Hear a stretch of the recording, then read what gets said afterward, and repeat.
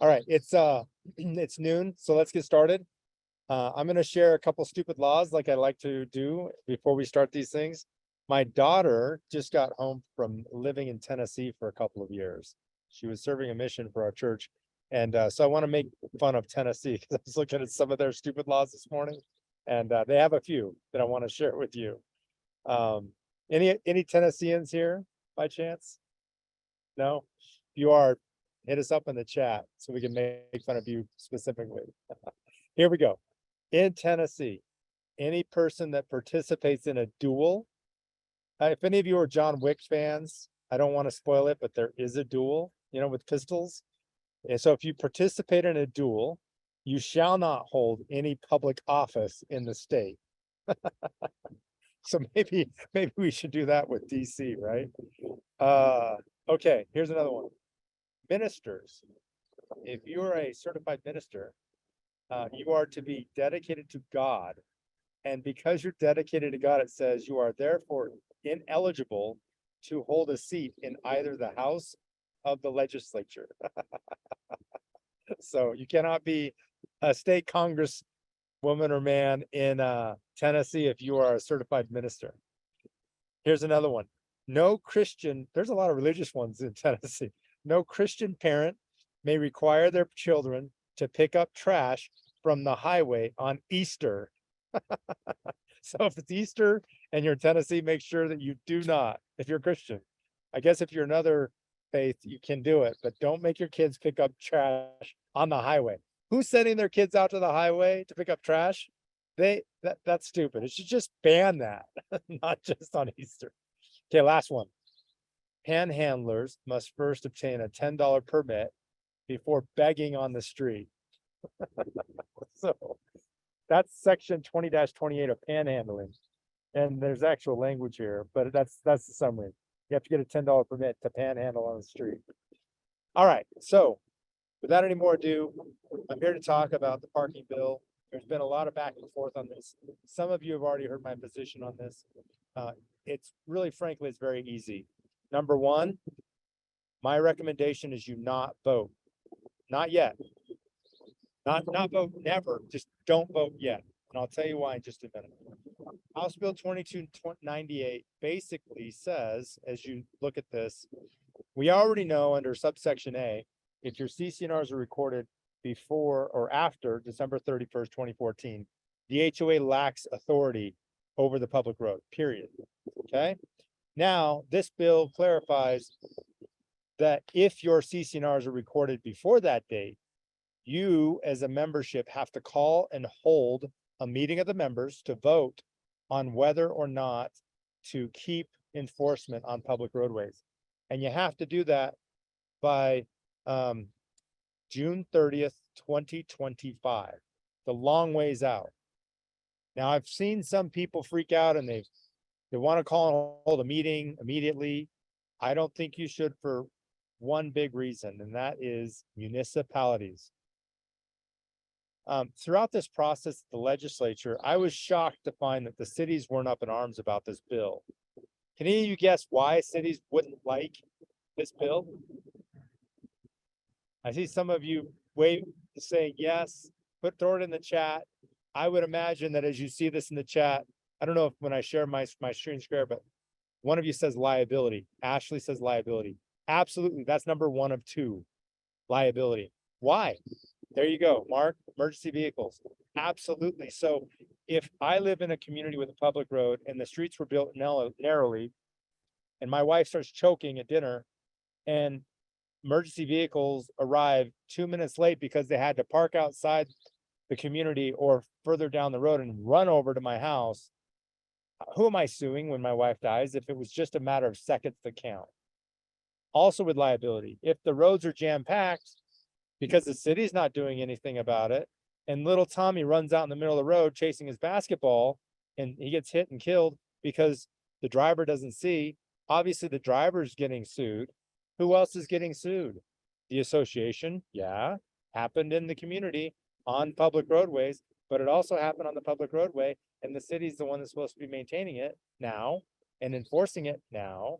So city's getting sued too. I was talking to my neighbor who happens to be a personal injury attorney. He loves this bill.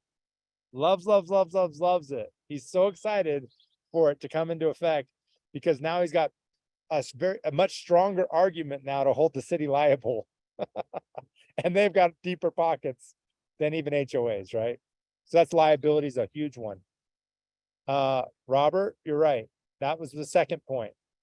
I think you already heard this though, right? So no fair, you cheated.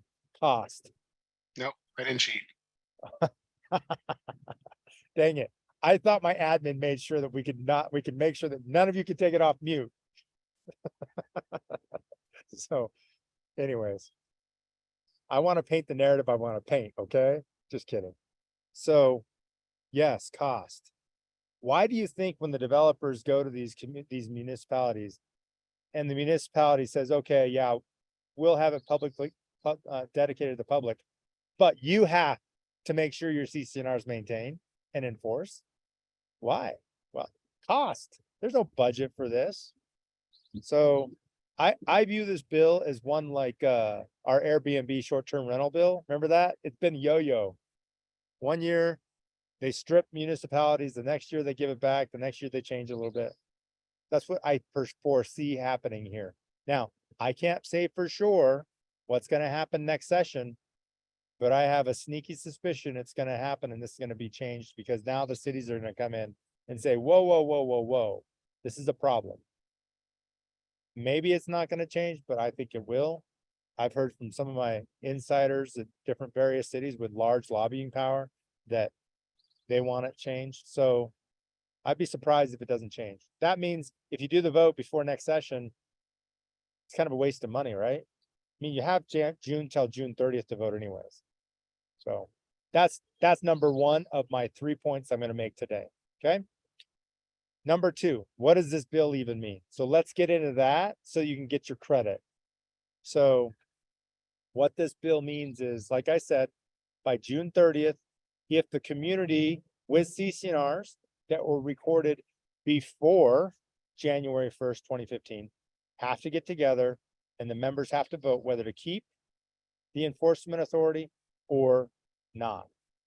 Now, we're going to talk more about that on point number 3 in a minute. But procedurally speaking, this right here says, let me move a bunch of stuff out of the way so I can actually see the language. The planned community shall call a meeting of the membership on the question of whether to continue to regulate public roadways. Hopefully all of you can see this. If the number of owners voting at the meeting on the question is sufficient to constitute a quorum of the membership, and a majority of that number votes to continue regulating public roadways in the planned community, you retain your authority. So question number one, what's quorum? The general answer here is quorum is what your bylaws provide. I had somebody at an event yesterday ask me if it's the higher quorum, like the one you find in CCNRs for special assessment votes. I don't think so. Because that quorum requirement is a carve out. In fact, when you look at those quorum requirements in those CCNRs, it will say for purposes of held pursuant to the meeting in subsection A above, quorum shall be blah, blah, blah, right? So you know it's carved out only for the special assessment meeting. Now, it is document specific though. So if the articles or the CCNRs say that quorum has to be heightened for a member vote of this nature, fine, live by it. I doubt it will. I think I've never seen CCNRs that actually get into voting on public roadways, but that's my opinion right now. And maybe next session they'll clarify what quorum is, but the vast majority of us are saying quorum is your general quorum, whatever that is in the bylaws. Just make sure it doesn't conflict with your documents. Okay. And then the next question is it supermajority of quorum? Is it simple majority? Well, what does this say right here? A majority. So if your quorum is 20% in your community of 100 lots and 21 people vote, and 13 of those 21 people say, yeah, let's keep it, and you've retained it. Okay. Now, once it's retained, you have to record a document, I would say notice of retention of parking authority, something, some kind of like that. You have to record that with the county recorder site that recites that the meeting was held, that the members voted to keep it. I've heard a couple other questions. First of all, it's really important to understand. Sorry about the background noise. I had to sit next to the roadway because my Wi-Fi went out and I'm on my cell with cell coverage. And so far, so good. This section does not apply to any one-way streets without regard to ownership or to any privately owned roads. So if you have one-way roads, this section does not apply. You clearly have authority to enforce based on your CCNRs and other documents. If it's private roadways, gated communities, obviously that doesn't apply. This statute only applies to two-way roadways that are dedicated to the public within HOAs. That's it. So should you have a vote? Let's talk about that for a second. And then I'm going to jump into the chat because I know some of you got some questions. If you have a question, by the way, just hit it up in the chat function when it's time for Q&A, and I'm happy to grab those. Oh, by the way, because lots of us are here, as you know, this isn't legal advice. Let me give that disclaimer. It's not legal advice. It's my general opinions in just kind of for informational purposes only. And if you need legal advice for your specific community, we're happy to look at it as well as the other HOA attorneys in town. Do you vote?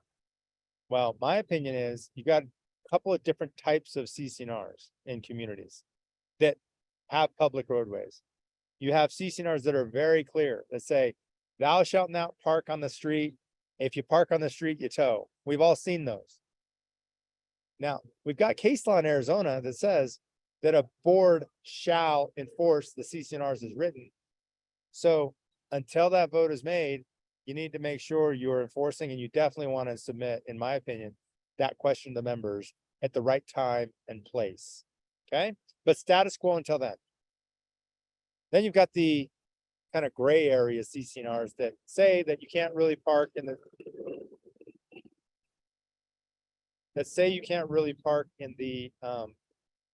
parking park in the streets, but the enforcement power is kind of vague and ambiguous. And if you went to 5 different HOA lawyers, you'd probably get half of them saying one thing and the others saying something else. So in that scenario, I think get specific advice on whether to tender, but I'm going to say most are going to say the statute says tender it because there is still enforcement authority given, albeit gray, tender to the members for member vote.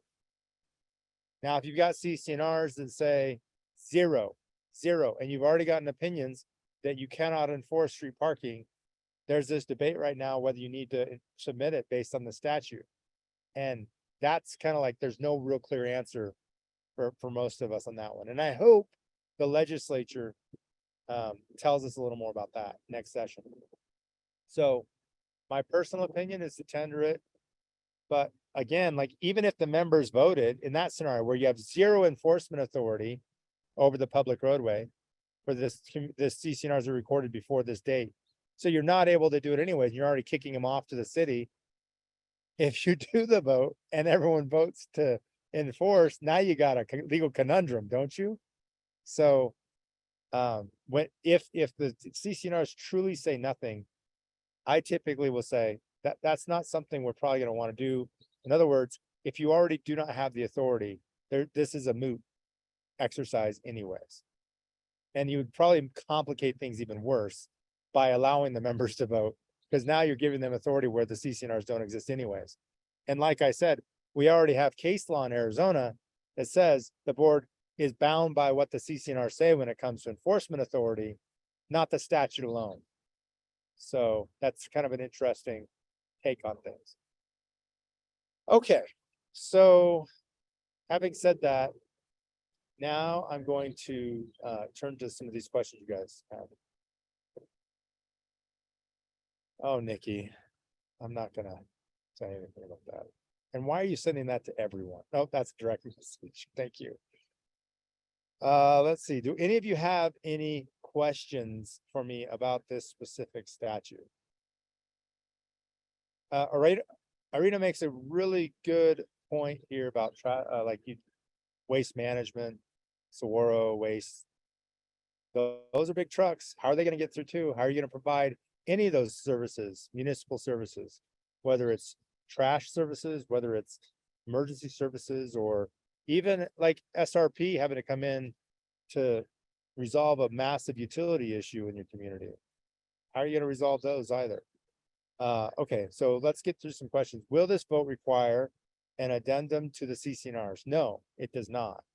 What this statute says is right here, I'll highlight it for you. The board of directors shall record in the office of the county recorder of the county in which the planned community is located a document confirming that the planned community continues to regulate the roadways. Okay, that's all it is. It's kind of like sometimes when a board adopts a policy and they want to record it because they want the world entitled to know about it when the home buyers come in and buy. It's like a recorded policy where it puts the world on notice. It doesn't amend the CCNRs. It just reflects that the membership complied with the statutory requirements. Here's another question I've got for you. Now, some of you may have used my statute search before. I want to do this real quick to show you this exercise here. So let me go to my website. Give me a second. Let's try to get rid of this bar here. There we go.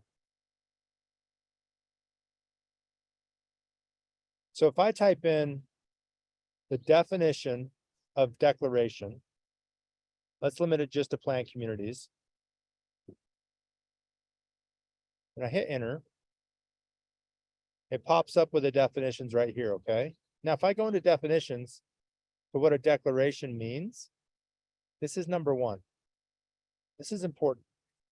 Declaration means any instrument, however denominated, that establishes a planned community, and this is the problem, and any amendments to those instruments.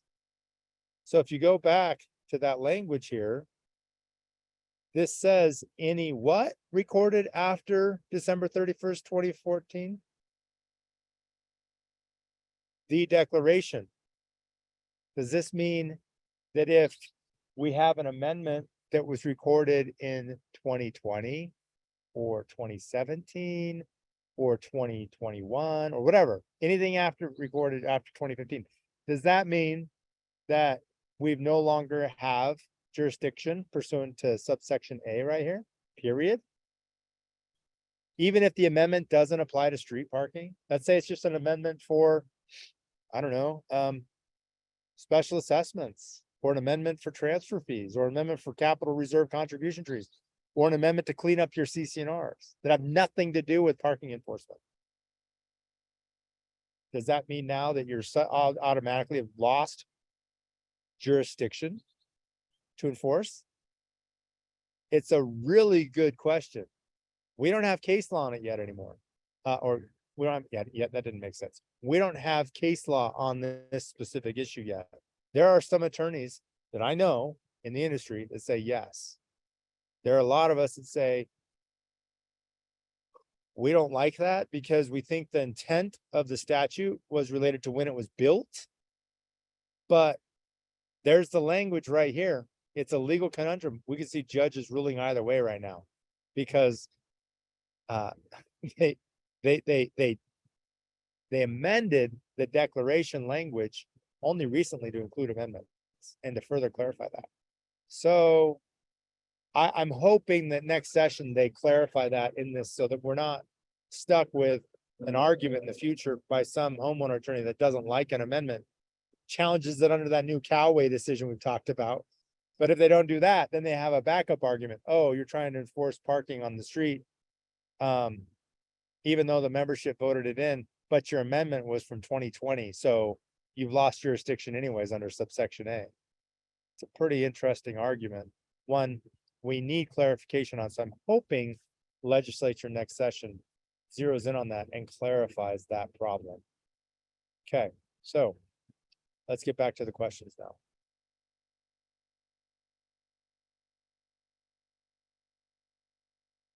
So here's one from Cliff. If you don't get a quorum for the meeting to vote, what happens? I have a 10% quorum of 2,000 homes.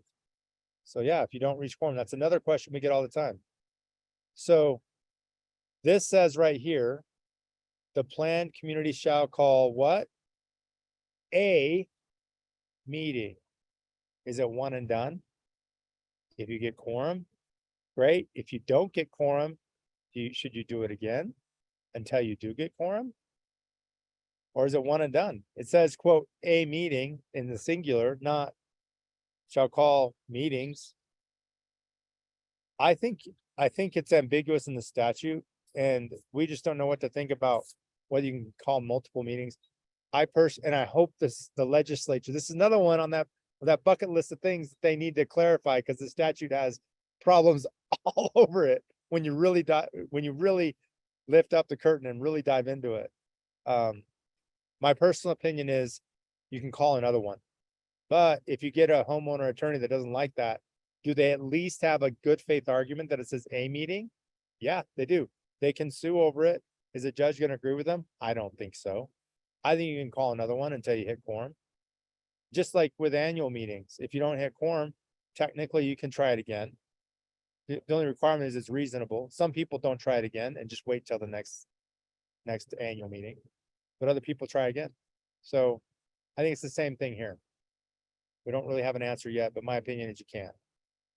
Okay, so no recording if no longer regulated. So yeah, if you have a meeting and it fails, you don't record anything, you just automatically lose jurisdiction. And now it does two things for you. One, it sucks probably because especially those communities with narrower roadways, which chances are the city's not going to have the manpower, the resources, et cetera, to take care of it like you need it done.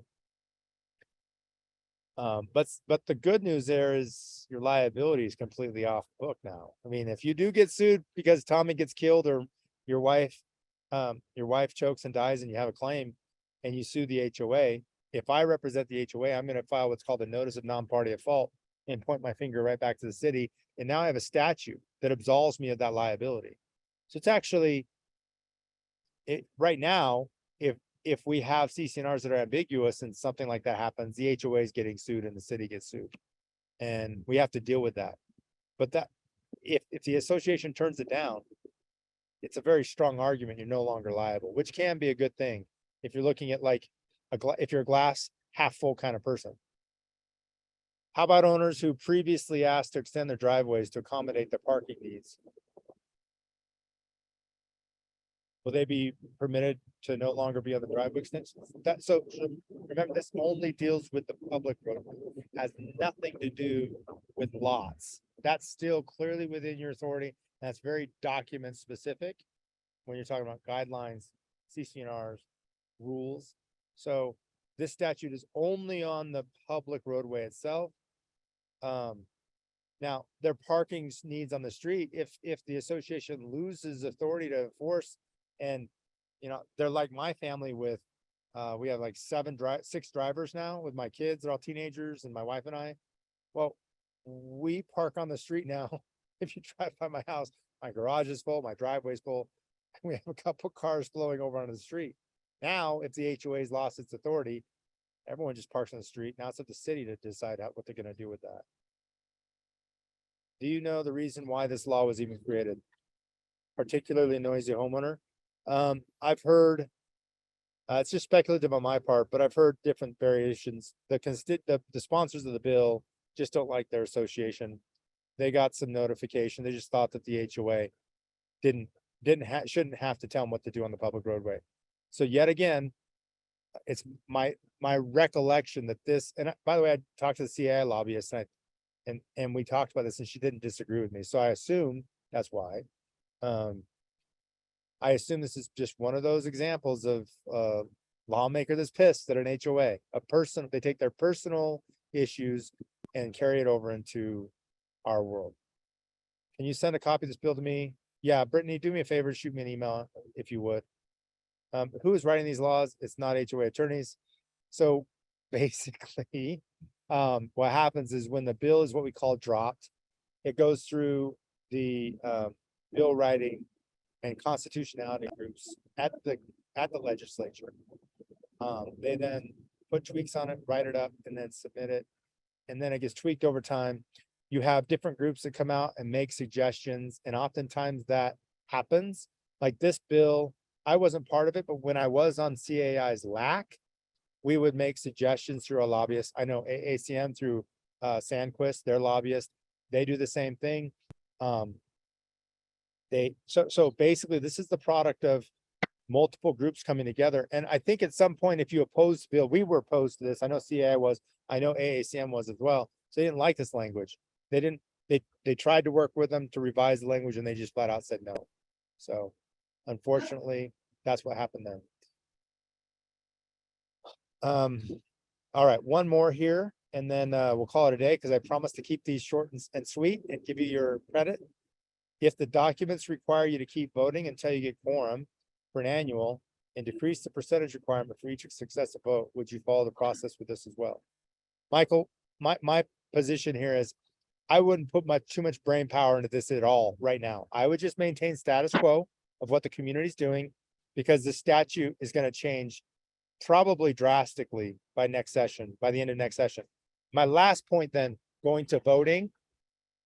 Once the session is over next session, okay, let's say it's over hopefully by May, like it's supposed to be done. They're still in session right now, right? Crazy. But let's say hopefully next session, they get their stuff together, they actually work together and we end in May or June or whenever. I don't think it's a good idea to vote right away. I think that I've heard some attorneys say, do it during your annual meeting. So it's two birds, one stone. I think that's great advice. But you got to be cognizant of participation. I personally think the prime time for voting is going to be sometime between October when all of the winter visitors are back and be sometime before May. So March, April time before they leave. And also, well, obviously excluding the holidays, but that's when you're going to have most people that are working and in town. Summertime, don't do it. I think you're probably going to want to, some communities going to want, a lot of communities actually are going to want to have a town hall style meeting with the attorney there to explain this. I think it's important that everyone vote fully informed and not just make a decision that they don't want street parking because they don't want to get a ticket from the HOA or a fine notice. Because you don't want that person to have a child die potentially or not have trash delivered or an emergency vehicle of their neighbor not be able to get there. That's stupid. So I hope that this changes, but it's going to be a crazy next 5 years if this doesn't, to see where we end up in 2026, 2027 with lawsuits. Like I said, my next door neighbor is the PI attorney. He is doing this and he is hoping that nothing changes. And he's very excited for 2026 when he starts getting a flood of cases where now he can just start suing the municipalities with a stronger argument than he's got right now. Okay, so as far as the written materials, if you have the written, Christy is on with us. She's my administrator. She will be sending the certificates to those of you that attended that need your CAI credit. Christy will also send out, Christy, make sure we do this. Also send out all the written materials to this because there's a PowerPoint that goes along with this. And Christy, make sure that we also send out this bill. I will shoot you the link to this so that you can send that. I'm actually going to put this in my text right now, the messaging right here, the link to everyone. So you all have the link to the actual statute. This is the engrossed chaptered version that you're going to actually see in the statute. Okay, very good. Well, everyone, thank you so much. It's great talking with y'all. I hope you have a great day. Bye-bye.